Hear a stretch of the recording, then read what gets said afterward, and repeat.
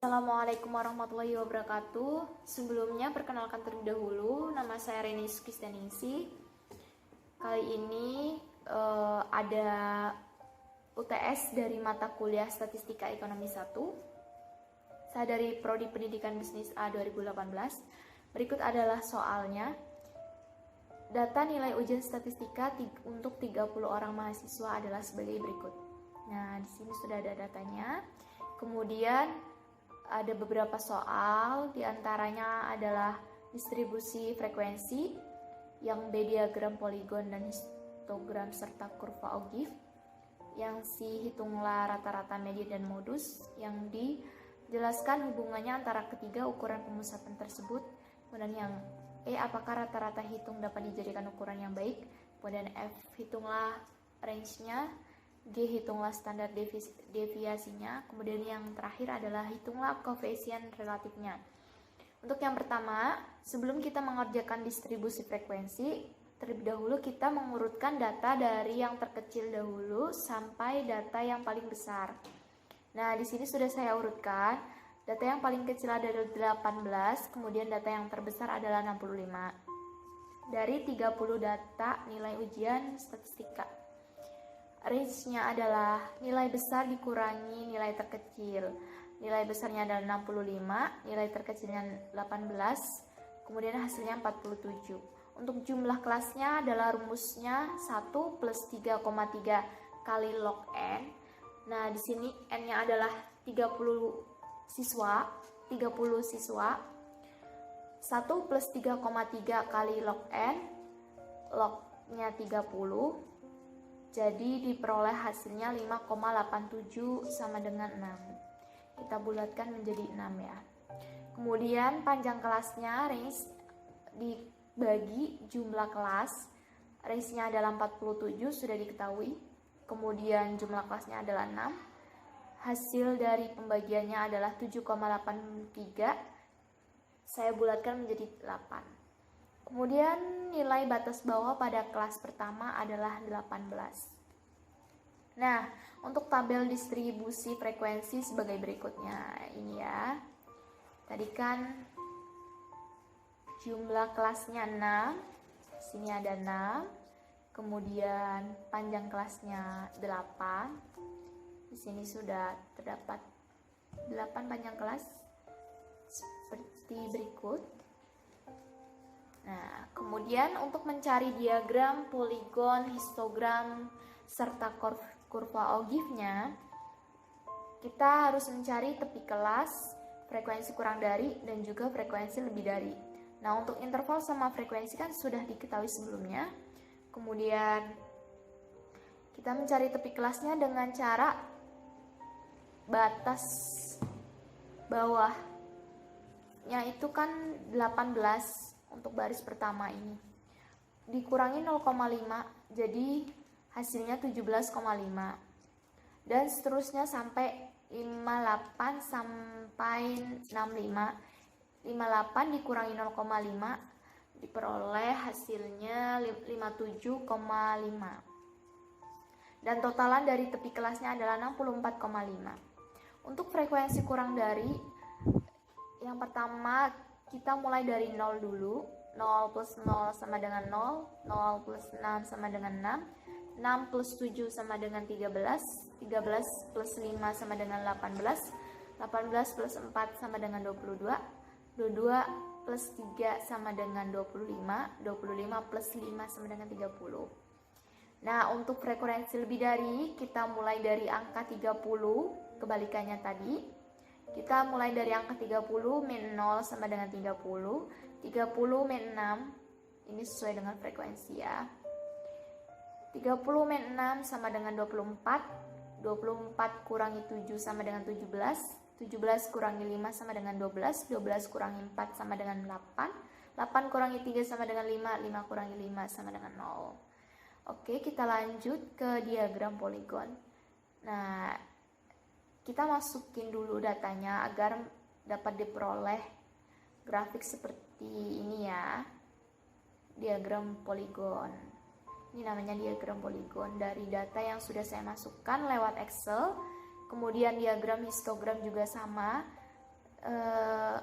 Kita masukkan dulu datanya, kemudian diperoleh seperti ini, diagram batang atau diagram histogram.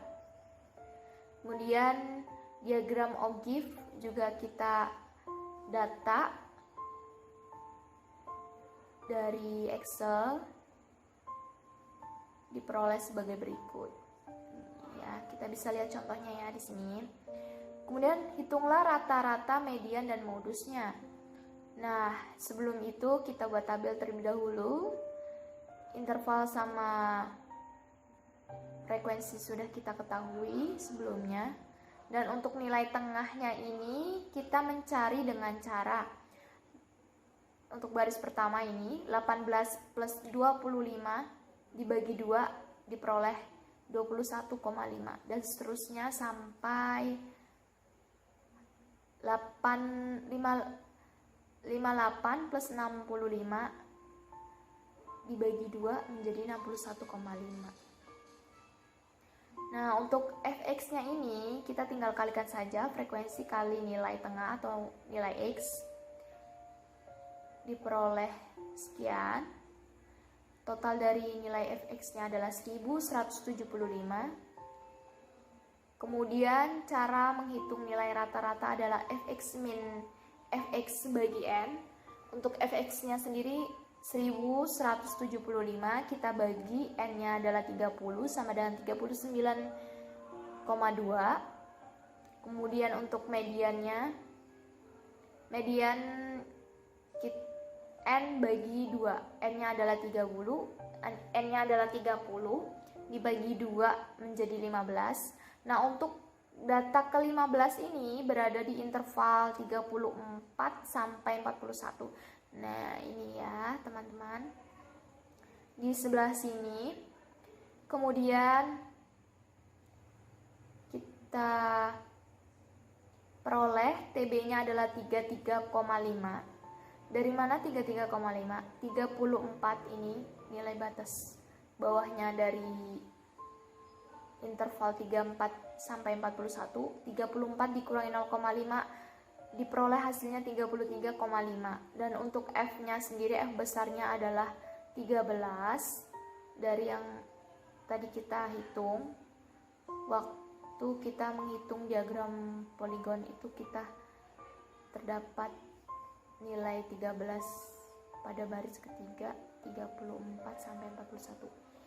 Kemudian untuk yang nilai N-nya itu sudah diketahui 30, frekuensinya adalah 5, I adalah panjang kelas sama dengan 8. Nah, diketahui rumusnya adalah MD sama dengan TB plus N bagi 2 min F besar per F kecil kali I. Nah, 33,5 plus 30 per 2 dikurangi 13 bagi 5 dikali 8. Diperoleh hasilnya 33,5 plus 3,2 menjadi 36,7. Nah, untuk modusnya sendiri, nilai frekuensi terbanyak atau modus dalam frekuensi terbanyak adalah pada angka 7, di mana intervalnya adalah 26 sampai 33, diketahui TB-nya adalah 25,5, I-nya tetap 8, kemudian D1 itu 5. D1 itu nilai setelah frekuensi dan D2 adalah nilai sebelum dari modusnya. Jadi D1 adalah 5, D2-nya adalah 6. Kemudian rumusnya adalah MO sama dengan TB plus DI D1 per D1 plus D2 kali I sama dengan 25,5 plus 5 per 5 plus 6 kali 8 sama dengan 25,5 plus 3,64 sama dengan 29,14. Jelaskan hubungan antara ketiga ukuran pemusatan tersebut. Nah, di sini seperti yang kita ketahui, nilai rata-rata dengan median lebih besar daripada median. Jadi rata-ratanya lebih besar daripada median. Kemudian untuk median dengan modus, median lebih besar daripada nilai modus.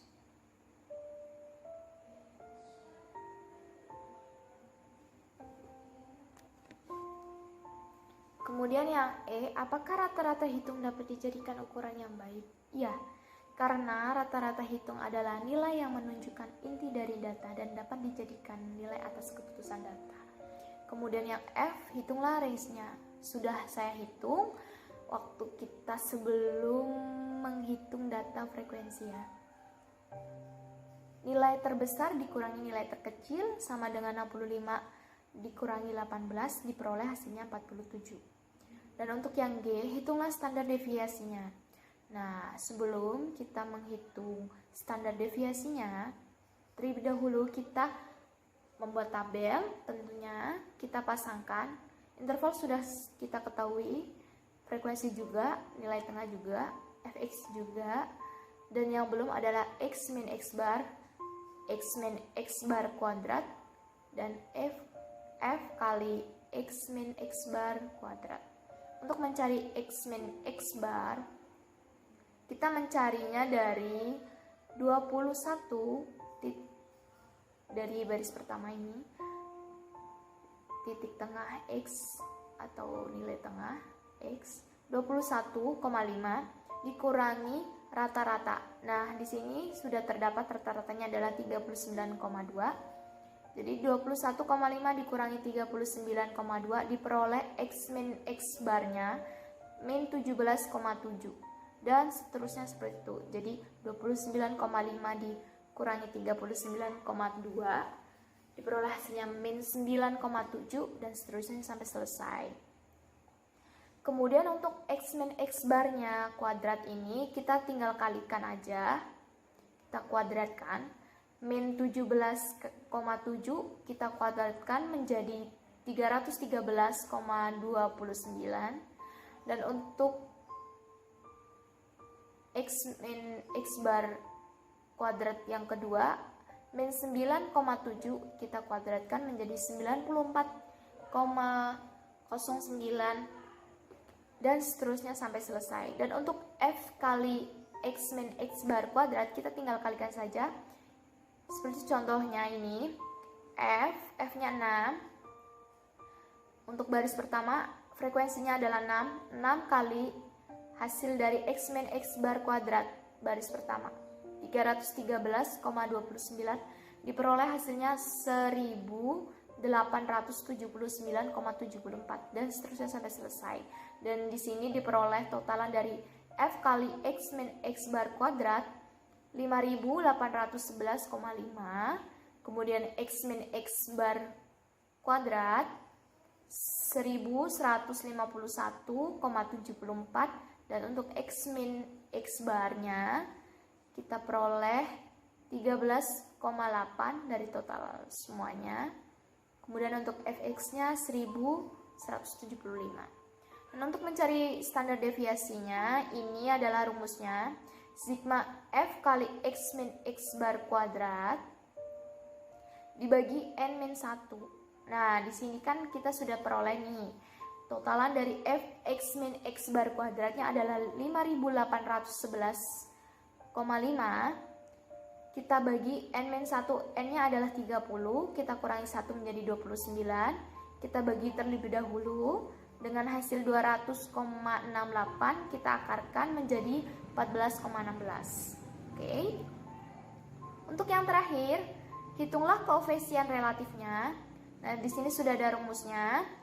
KSD, koefisien relatif, sama dengan S dibagi X dikali 100%. Kita sudah ketahui standar deviasinya adalah 14,16, kita bagi X-nya adalah rata-rata 39,2, kita kali 100%. Dengan hasil 0,3612 kali 100% menjadi 36,12%. Nah, berikut adalah data yang sudah kita peroleh, kita hitung. Sekian dari saya, kurang lebihnya mohon maaf. Wassalamualaikum warahmatullahi wabarakatuh. Terima kasih.